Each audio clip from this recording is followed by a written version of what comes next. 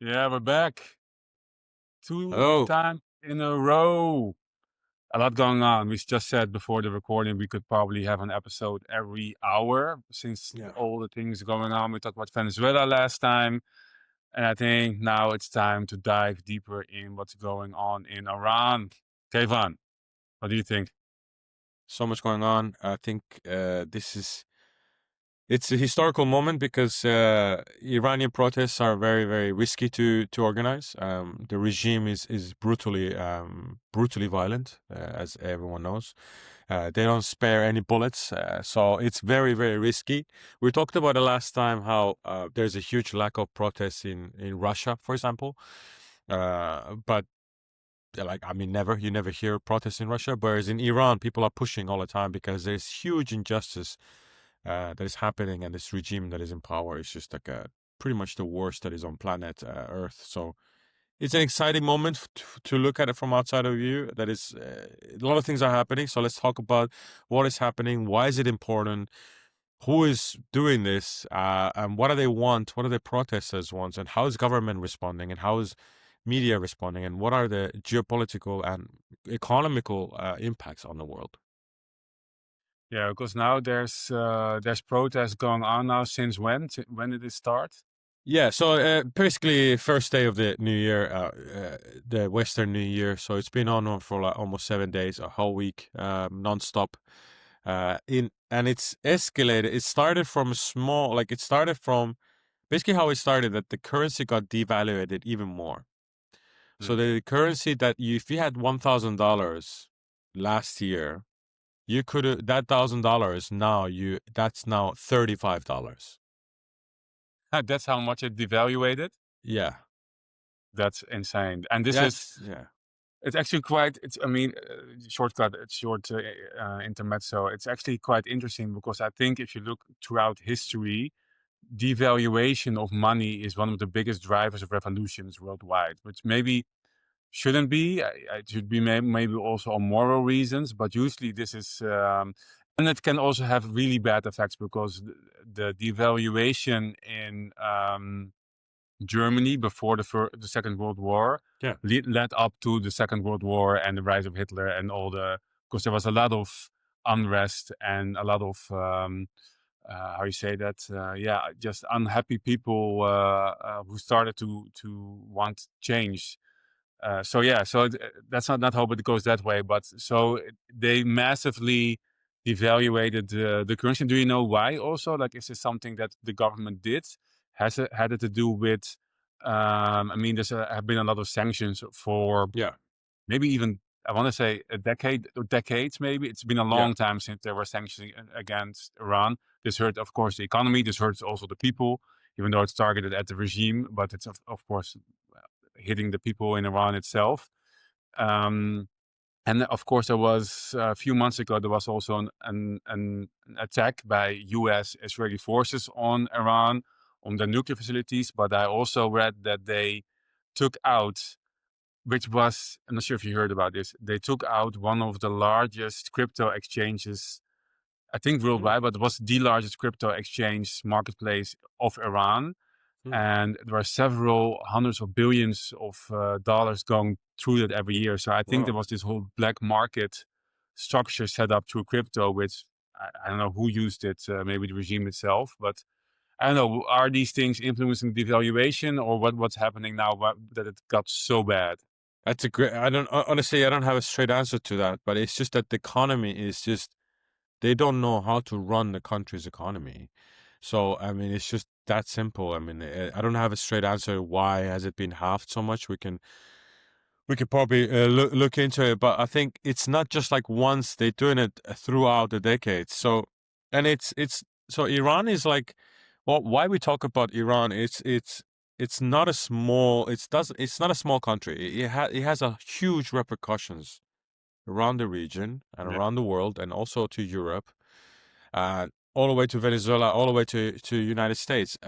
Maduro failed. If Venezuela becomes democratic, it doesn't really change the global order that much. It doesn't really change the economy, and it doesn't really change scientific or any innovation or any business creation, not much. I think with Venezuela My opinion. we need to grab back on that, because I think that has major implications. But that's maybe for the next one. Let's go back to this one. One Absolutely. also has. I love debating. Yeah. Yes, absolutely. So Iran has a lot of resources now. We don't need to go through that, but has a lot of resources, and a lot of gold, has a lot of everything. 90 million people, of which 70% are under 40 years old, Wow. and those 70%, those 40 years old are triple. They usually speak 2 or 3 languages more. They're the most educated people in their region, and one of the top educated people in the world.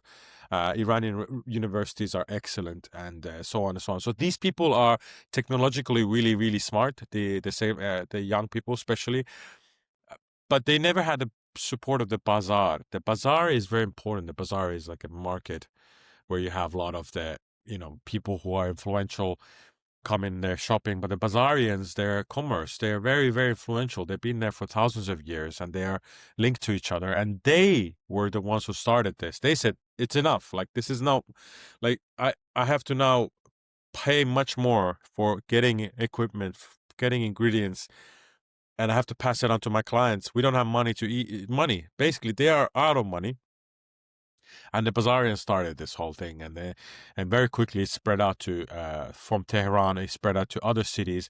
This is the first, apparently, according to a lot of sources, it's the first of its kind, of actually like a protest that has nearly every city, every town, every village involved. Like everyone is revolting, That which never is quite interesting. that never happened. It's never happened before. No, it's never happened before in this way, because it's like the women life freedom protest that happened a few years ago, where the women were killed. Mahsa Amini was killed, and all the women went on the streets. It was huge, and regime was brutal, so they killed a lot of people, thousands of people, executed a lot of people. They were very quick at that. They didn't have the Bazarians support, because Bazarians want to still keep the commerce going and business. But now it's like, there's nothing. They're not having anything. There's no money. There's no living. They cannot pay the rent. People cannot pay even electricity bills. Like, there are young guys on TikTok, on Instagram, going like 30 years old. My heart burns when I hear them speak. Is like, look, I have no money. Like, my parents have no money. We're working, but we don't get enough money. Like, what do you want us to do? Like, we're not gonna just sit down, you know. So this revolution is happening, and what they're chanting right now is that they're saying this is the final battle. Long live the Shah. This is the final battle. And Shah is the king that is now in exile in the United States. So a lot of things are going on, and we could go through what happened while you mentioned Israel and all that. Yeah, interesting. So first I want to stop a little bit, go a little bit back. These Bazarians. So this is just like, is it, because this for me that's new. This is like a guild. So these are like commerce people, or is it like, how does it work? Is it, I want to say, a caste, like in India, you have several castes, or how do I see this? No, they're not caste. They're not hierarchical in any order. They're not like above or beyond or below anybody. It's just that so Iranian commerce and businesses work in a way, like, imagine a shopping center, but these shopping centers have been existing for thousands of years in the same location. And these are called bazaar. Bazaar is a market. Yeah. These bazaar owners are the ones who move the economy a lot, because they sell so much. Carpets are huge, pistachios, for example, like Dubai chocolate pistachio, right? This one. Well, most of it comes from Iran, if it doesn't come from anywhere else. So these guys control that trade. They control the gold, diamonds, a lot of the things that get exchanged and sold in bazaars. They're the ones who are handling it. So they're very influential in a way that they're in all the towns and all the villages. And obviously Tehran, Isfahan, Tabriz, these big cities have more of them. And there are thousands of Bazarians who are involved in this in every way. So they are influential because they talk to people. They're influential because they're all the time. The regime respects them.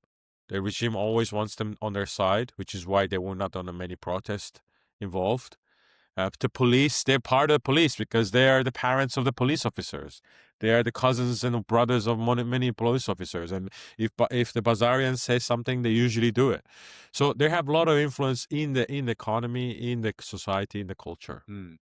Maybe we can talk a little bit about how Iranian society is organized, because this hearing you talk makes me realize I know nothing about this. So I want to interested in this, in the several groups. So you said you have, of course, you have the government, like of the Ayatollah, of you have the government. No, you have the government, and above that you have the Ayatollah. But as I understand it, Ayatollah is just the supreme leader, and I mean the government is kind of a sham. It's not really, it doesn't have any power. But what else is there? Of course, I think you have the military. You're talking about police force. You're talking about the Bazarians, who are well connected with some of these groups. Like, what are the power houses, so to speak, in Iran? Which one are joining the revolution? Yeah, this is a really good question. I'm gonna try to show you an actual image because it's good that you also want to know. Okay, if you want to look yeah. something up, and I will Yeah. elaborate on something I looked up. It's crazy. I looked up, why did the Iranian rial devaluate so much against the dollar or against anything? But I looked up against the dollar. So they said in 2018, you will get you had to pay 135,000 Iranian rial for $1. And end of December 2025 and early January 2026, it went up to almost 1.5 million Iranian rial to get $1. So that is 100-fold, I guess. But it's I think you said it correctly. It's insane. And why did it devaluate? Well, that's actually something that I talk a lot about in my other podcasts, because every government does it. That's the whole thing with fiat currency. If you have currency which does not is not exchangeable for anything of hard value, for instance gold, then they keep printing it, and they did the same. So they kept losing dollars and euros and other stuff, which used to be the value underneath the Iranian rial, and they start printing more money. So yeah, that's what anything you create more of, it devaluates. This is the standard government fiat money problem there is, but it's the same in Iran apparently. Yeah, it was.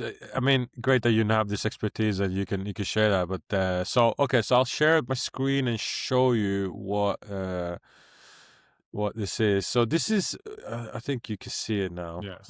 Can you see it? Yes. Yeah. Okay. Cool. So this is very interesting. This is the power structure of Iran, and you can see if on the middle there's this guy in a turban.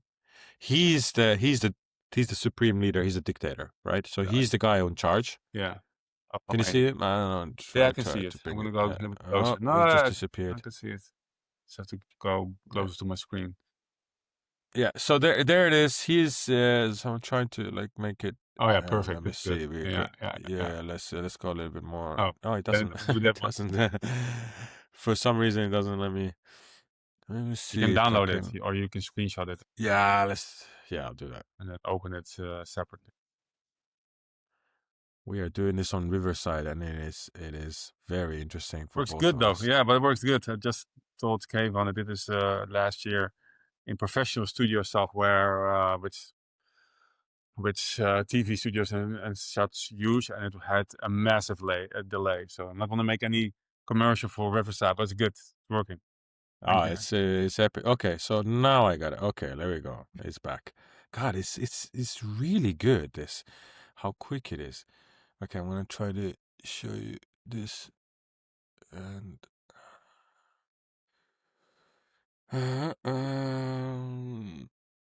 does it not show just the tab at the window, entire screen? Doesn't. Interesting. Well, okay. So we gotta just try to use it the way I showed it before, because otherwise it's just not. It's not allowing. It's not allowing to. Can you see it? Let's just try again. Yes. Anyway, so in the middle you have this the supreme leader. He's the guy who's calling all the shots, and he's almost 90 years old, right? And this guy, like, he's the symbol of Shia Muslim, which is probably the most conservative Islam there is, variation of Islam that there is. This is a very, very conservative party. So you can see he appoints the clerics, which is below, and this is the Council of Guardians, and these guys are the ones who pass the laws, and all the laws go to him. Anything that is passed, like he basically just approves them. And you can see that the cabinet, the parliament is basically just a puppet. The parliament doesn't do much. The Council of Guardians does everything. The president on the left side, that guy is not anymore there because he died in a helicopter crash. But it doesn't matter who's there. He has no power. Yeah, he has no power. The president is just there. He's basically like the king in Netherlands, or like even less so. The voters have options to vote like 2-3 candidates, and the supreme leader appoints all the candidates. The Assembly of Experts is basically the people who work directly with Council of Guardians, and these Assembly of Experts are all family members or very close of the Supreme Leader, right? Mm-hmm. And then he appoints on the right side, you can see the judiciary. Yeah. He appoints them. He appoints the expediency. This is the guys who execute people. The expediency guys, the consuls. He also appoints and also rules the head of radio and television. You can see that probably there. Nice. And the armed forces and the Supreme National Security Council. Now, the Supreme National Security Council are the guys who are sending the police and stuff like that there. Now, I want to show you how, because it's very interesting how the military works, because the military and all parts of it, it's very interesting, and it's very strange because the military structure, let me say, there. Okay. Because, can you see that? Now, the new one? Yeah. This is interesting because you see the commander-in-chief on top of like the supreme leaders on top. Mm-hmm. You see that guy? So he's the guy that now everyone wants to be dead. But if he's gone, then there's another person that comes into his place. But Iranian Revolutionary Guard is the terrorist organization that everyone is scared of. This is the organization that also runs the economy. Oh, okay. In what way? Every way. So they're in charge of almost everything about the oil production, the selling of it, the diamonds, the golds, everything that has to do with the natural resources. The Islamic Revolutionary Guard is the one who runs it and sells it. So you can imagine there is also, it's very interesting because all of the family members, the kids, the wives, the daughters of all these people, they live in complete freedom in Iran. They live in a European lifestyle in Iran, actually. They're very well known for traveling the world and having Instagram accounts, and they're the rich kids of Tehran, where they don't wear any veils, nothing like that. And the woman, actually, one of the Supreme Revolutionary Guard Corps generals' daughters got married in Iran without the veil, without anything, just a European style, while they're killing women for not wearing hijab. So and then you can see the commander-in-chief on the top of there. And I think the Salami guy got killed by Israel, and all his family got killed by Israel. He was a very important part of this because he was brutal. And they are brutal. And then you have, if you go lower, then it kind of like, now you understand why this is a terrorism organization. You can probably look at their face and kind of understand this is not a very professionally run, clean organization, because you have ground forces, counterintelligence, security, and below here you have the intelligence guy. You see that guy in another turban? He runs the intelligence part. Quds Force are basically the ones who are sending rockets to Israel. Basij are paramilitary group that are now on the streets shooting live ammunition. They're the ones who actually are killing protesters. Navy, etc. So the ground forces and the Basij and the security and the intelligence are the ones who are now on the streets killing thousands of people. And they just killed a child of 4 years old. They arrested 6 years olds. What? There are now more than 200 kids under 10-year-old in jail right now because of these protests. And the protests are because they're just joining their parents, or or you won't believe it, but not just joining the parents, but they have collateral punishment. So if they hear your parents are in the streets, they will go and kidnap your kids. Wow. And this is not like a theory. I'm not making this up. This is all over. This is very well known. They do these things. That's why also I don't talk about this kind of stuff Mm-hmm. in public. That's why I also declined many times when you ask me, like, let's talk about Iran. I don't talk about it Yeah. because this is not like a government. This is a terrorist organization with huge resources globally, and they don't care. They don't care. Mm. For them, death is a glorious thing. So they don't actually care. So it's really crazy to see now that there's people. I already found it crazy. I didn't even know the background back then, but you just alluded to the fact that there were protests. Was it a year ago? I can't remember, because of this girl who was not wearing the Yeah, hijab. And then yeah, more women started to do it. I saw recently, I think they again started doing that, if I'm not mistaken. yeah. I saw it a few days ago, I think. But it's crazy what you risk. So it must mean something that there's now so many people willing to take the risk to go out and protest against the regime. Yeah, absolutely. And now more and more protests are actually, police are joining the protesters because they have no money. I mean, the police are not making money. Police is a different force from but still they're under the dictator. So the police officers are not earning money. These military guys who are on the streets shooting people, they are on themselves. They're like, they have nothing to win. In fact, there's so much resistance from the police and military to go on streets that they have now hired external people from other countries to come in. Pakistanis, they're paying them. Afghanis, they're paying them to come in. Iraqis, a lot of Iraqis are coming from west of Iran to Iran to actually shoot because the Iranians don't want to shoot Iranians. Mm. And they don't want to. So this is also a fact, by the way. You can and an interesting development has happened that now there's more gold leaving Iran in the last 72 hours than ever before. Leaving in what way? By who? Leaving, like literally leaving, like they're physically taking gold But who out does? from the country.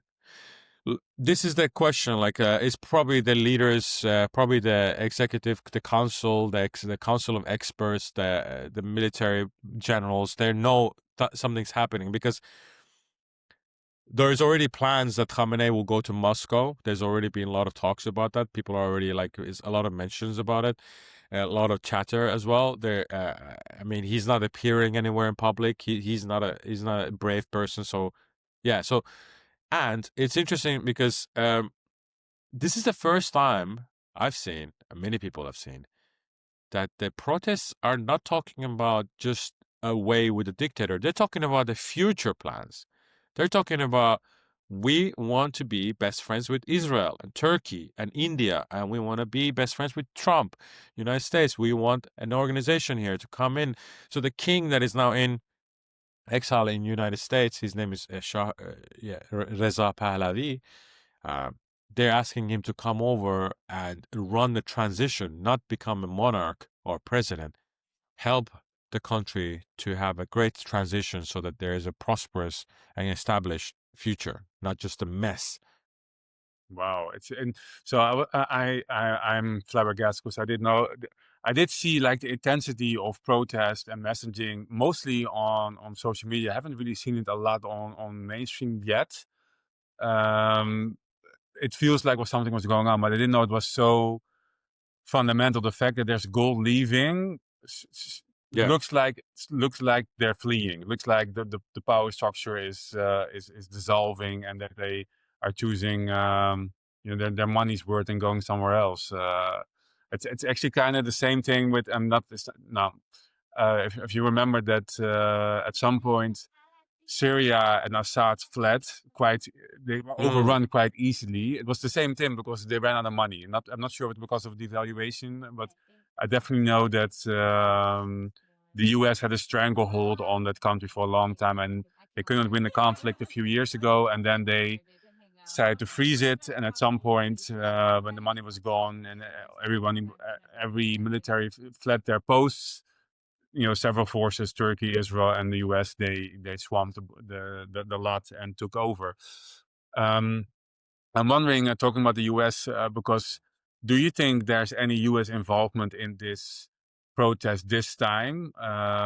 Because it happened before. I'm also interested to talk about the Shah more because the Shah was in my understanding, installed by the US. Yeah. And there was and I just read. I told you in the last episode. I'm reading Confessions of an Economic Hitman. So this was part of Yeah. the book. And what I want to, I'm not sure if you know about this, but I want to also want to know more about the time before the Shah, because I had a feeling that was quite a prosperous time as well before the Shah came, maybe even more than in the Shah, but I don't know. So first question, is the US involved?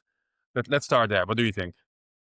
I don't think so. I honestly genuinely don't think that they're involved, just because there's so much organically happening, and people are just, they don't need United States to be involved because they're already pissed themselves. They're really angry. And it comes from few actual other reasons. One is that they don't have enough water anymore. So drinking water, there's no water anymore in Tehran. A lot of cities don't have. Tehran is a city of 10 million, maybe 12 million people.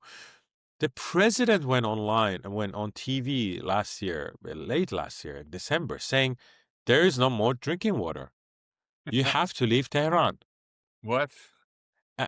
And so imagine tomorrow, like imagine today, wherever you are, whoever's listening, your president goes on TV and says, we don't have drinking water in our capital city. You have to leave Iran. This is what happened, like literally what happened.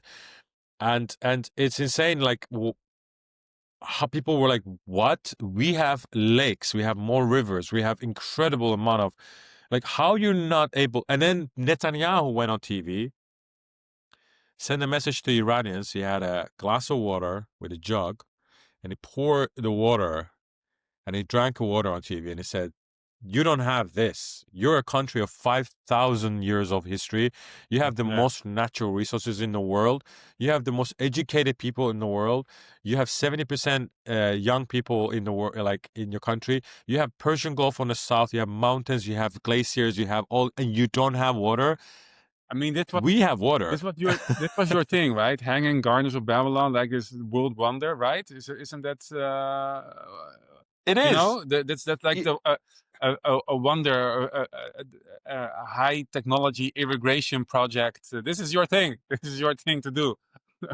It is what we exported. The Iranians have exported to other countries. And it's funny because Israeli engineers, the Israeli guys who turned salt water and have made the Israelis such an interesting country and technological. Most of them are Iranians who deflected Iran and left Iran to Israel.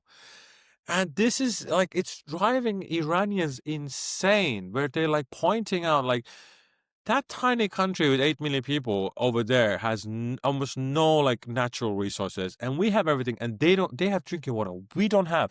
They have, look, they're 8 million people. That's what the Iranians are literally saying. They're like, how is Israel so prosperous, so good, so economically strong? We have nothing. And we have gold, we have petrol. Where is all this? We have Persian Gulf. We have the quarter of the world's petroleum runs through there.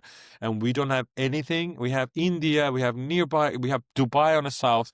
Like, how is this possible? So people are naturally angry, and they don't need USA to be like involved, because they're just so frustrated. They're so over this. And it's just fueling and fueling and fueling. And with the sanctions on top, not being able to travel anywhere decent, not having your passport, one of the worst passports in the world, not having basic things in your country, and not being able to sing in public. Singing is punished by death. Dancing is punished by death. You cannot drink alcohol. You cannot. It's a country that basically invented beer and wine, and we cannot drink alcohol. I mean, come on! It's just the regression, which means like the regression Iran has had in the last 50 years. The going back in the last 50 years is insane. It's absolutely insane. We're taking a country that was one of the most prosperous countries in the world, top 5 economies in the world before 79. It was top 4 or 3rd tourist destination in the world. It had one of the biggest militaries in the world. It had one of the biggest innovation and IP and patents in the world. And it was a very nice country. Like, when I talk to people about Iran who are older, like about 50, 60, and they have visited Iran back in the days when it was free, they loved it. And now we're talking like this country which punishes women for dancing in public. There is no good in this. Like they need to go. You see, that always surprises me. There's Instagram photos where they allegedly show Iran. I think what you say, like in those times you were talking about, and now, and then back then you saw like women, unveiled, and you saw like a beautiful built city, and then now it was like all rubble, and women are only allowed to cover themselves up. It's crazy. It's crazy. I hope though, you said about the US. Yes, I don't think the US is involved because they don't need to be from the side of the Iranian people. I 100% believe that, but I'm afraid that the US needs to be. The US Yeah. US is a dying empire. Like, and it's not on its last leg. I think with the capture of Venezuela, that's why I said I do think that it's very strategical that they got Venezuela, because what made America great, to talk with Trump's words, is the petrodollar. And the petrodollar Mm. is the system devised by Roosevelt and the Saudis. And Roosevelt said, you know what, Saudi Arabia, I'm going to protect you, military, from whatever you need, but you will sell every barrel of oil in dollars. And this Mm. created, since it was in the beginning of the industrialization of the world, a massive demand for dollars, which they, just like Iran, just printed. But it didn't matter Mm. because there was so much demand that they didn't really notice that the dollar got devaluated. But it did. If you look at the value of a dollar in 1971 compared to now, you also get shocked. But since it's the standard of the world, everything goes down with it. Um, and we do know this because everyone is talking about how expensive things became. If you look at tickets for the movie theater, of cheese Yeah. or anything, it's like, even especially the last 4 or 5 years. But if you go back, 50 years, bread was 10 cents. I have people then say, yeah, I could buy a bread for 10 cents guilders back then. So that's 5 cents euros. Wow. That we also had that, but our income kind of went with it, not the same pace, but it's not yet, but it will happen as well in Europe. Mark my words. What happened in Venezuela and Iran, according to the money. So anyway, the petrodollar, that's the power of the USA. That's what they try to keep going. That's why they invade Iraq, and that's why they need oil. That's why they captured Venezuela, because it's the largest oil supply in the world. 20% of the oil worldwide. We talked about it last time. Look at the other video if you didn't Yeah. see it. But they now they literally fueled the petrodollar again because it was dying. So US needs to be Mm. involved in Venezuela. And now you just told me about Iran and the mineral richness of Iran. They need to be in Iran as well. And even if they're not involved yet, maybe I'm still wondering if that attack on that crypto market had something to do with the money drying up also in the black market in Iran. I don't know. I'm going to look into it after this video. Maybe we can talk about it another time. But the US is going to be involved. Israel is going to be involved. And I hope, and if I listen to you, I think the Iranian government will definitely fall. I hope they will. But they need to be careful for the US and any other government, actually, because their first concern is their own interest, not the Iranian Yeah. interest. It will definitely Yeah. become better, but I hope, looking at the history of Iran and the amount of people you have and how young they are, that they're able to rebuild the system, a free system themselves, without the involvement of these people, so they can trade equally and not the predatory trade we've seen from China, Russia, and especially the USA in the last couple of decades. Yeah, it's a good point. I think one of the interesting things that you said is like how US has to be involved and Israel has to be involved, and that's going to happen most likely. I mean, people are already asking for United States to be involved because they're Don't do indiscriminately it. killing Don't people. ask. Let them speak Uh, out. yeah, I think yeah, this is interesting because it will happen eventually. It's just like when it will happen. Like, will Israel get it? Like the way Israel attacked Iran and it just destroyed. Like in 12 days, nothing. Iran couldn't do anything. All the big talk they were doing, all the, we're gonna destroy Israel, we're gonna wipe it off the map of the world, and we're gonna, Saudi Arabia, we're gonna strike it, we're gonna strike Dubai, we're gonna didn't do shit, Yeah, so none of it, and why that's is when that? Why Iranians, is that? Because let's go back to the conflict from yeah, a few months ago, and it was raining rockets. I saw rocket fire from airplanes, and the amount of rockets they sent that way, and they did, and I believe they did hit target, but I heard messages that they had still a stock load of them left. But I now get the feeling, since what you were telling me about the state of the government, I mean, it doesn't crumble overnight. This has been in the works for several decades. And I wonder if US and Israel were aware of the fact, and they, by hitting that top chief you just showed, and I mean, and Trump did in 2016 in Iraq. He hit one of the generals of the Revolutionary Guard as well. yeah, And maybe they've been weakening Iran's power structure that way for the last exactly, 2, 3, 4 years. And yeah. then now with this devaluation going on, there's the power structure is maybe already a bit shaky, and now the people itself can just punch through. Yeah, exactly. No, I think you got it right. I think exactly right. And they showed when Israel striked Iran, the people were like, because I know a lot of people were like, wait a minute, you guys are useless. You're powerless. You can't even protect us. You can't protect you. They're coming and they killed one of the most important generals at his home in the most secure place in Tehran. Mm. At his home, they went and physically killed him. When people saw that, they were like, wait a minute. These guys are nothing. Like, they're not dangerous. They just have big teeth and they're not doing anything with it.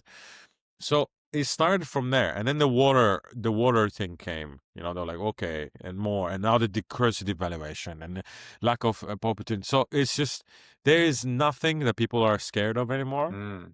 And Israel and United States did a incredible service to the Iranians who want, like, it was bad. It was bad in the sense that a lot of innocent people died and they attacked the country. But these people, I mean, people who don't understand on the extreme left, they don't understand this aspect that I'm going to tell you. People in power don't leave voluntarily. Mm-hmm. People in that kind of power that they have in Iran, Venezuela, Russia, China, North Korea, they don't leave voluntarily. They are in position of power and they enrich all of themselves and their families. They're not leaving. They're not leaving voluntarily. They're not leaving by any democratic means. The only way to get rid of them is by power and by mass power, like just pushing them out. So I think this is what people are realizing. Like, it's time now, and that's what they're chanting. By the way, do you know they're changing now streets? Like, the protesters are really clever. They're now changing the street signs from Islamic and Arabic street signs to what it used to be and what Iranians had before, because Iranians are not Arab, so there are a lot of, and they're very, very, I think 20, maybe 10% of Iranians are actually Muslim, Really? practicing Muslim. So they're changing, yeah. So they're changing the streets signs to, there's one like called Washington Avenue, and there's one called Trump Avenue, and there's one called the King's Avenue, then one's called Prince Avenue. Like, they change. This is a small act of resistance, and it's really playing a lot of games on their regime's minds, because they're going, and they're now like having parties in the street. There's a rave in the streets now. People like openly having raves. They're having openly like rock concerts, and women are taking the hijabs off. They're like, try me. Wow. And now they're going to they're learning, those who are not the police and the military forces that are Iranian. They're pleading with them personally, and it's working. But those who are external, and you see them on news, you'll see them. Those who are shooting are mostly Pakistanis or Iraqis or hired from abroad. Insane, man. I am baffled. Thanks for this for this insight, and I think we should revisit this topic a few more times, because I think Yeah, no, I think we nailed it with the name of the podcast. We're living in an age of it's so insane. All the things what happened you couldn't imagine. If you ask someone what's going to happen in 5 years, no one, no yeah, poly market, nothing would predicted this. But it's shifting. You were talking about a new world order the other day. I'm still not. I'm also still conflicted, because I am in principle against any government, so, and against any violence. But I hear what you're saying. Like, these people will never have left without maybe some outside force. We need to dive deeper in this maybe moral dilemma another time. But exciting. Let's see what the next days bring, and revisit this topic maybe in a few days. Absolutely, will do. Thanks, Robert. It was good. Let's do this another day. I'm sure we're gonna when we hang up, there's gonna be huge development, and we're gonna come back again. Definitely we will. All right, my man. See you. Enjoy Thailand. Bye. Wow. Yeah, I'm not sure how long it was, but I think it had a really